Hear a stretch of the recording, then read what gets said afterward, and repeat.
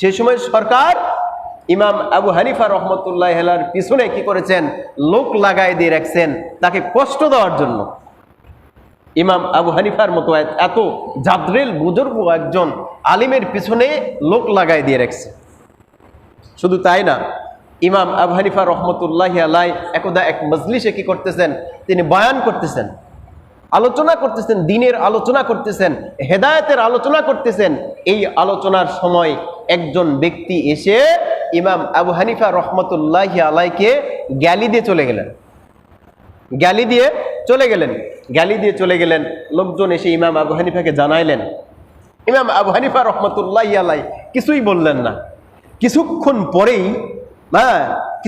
পরেই তখন লোকজন এসে বলল যে হুজুর, আপনাকে যে ব্যক্তিটা গালি দিয়েছে তার শরীর থেকে মাথাটা ছিন্ন হয়ে গেছে। কে জানি তাকে এরকম শরীর থেকে মাথাটা ছিন্ন করে দিয়েছে, বলুন সুবহানাল্লাহ। ইমাম আবু হানিফা রহমতুল্লাহ আলাইহি বললেন, কতালাহু সবরু আবি হানিফা। ইমাম আবু হানিফাকে যে গালি দেওয়ার কারণে সে যে ধৈর্য ধারণ করেছে, অর্থাৎ ইমাম আবু হানিফাকে একজন ব্যক্তি গালি দিয়েছে, এই গালি দেওয়ার এই ফলাফলটা মানে গালি দেওয়াটা আল্লাহ তাআলা সহ্য করতে পারেন নাই।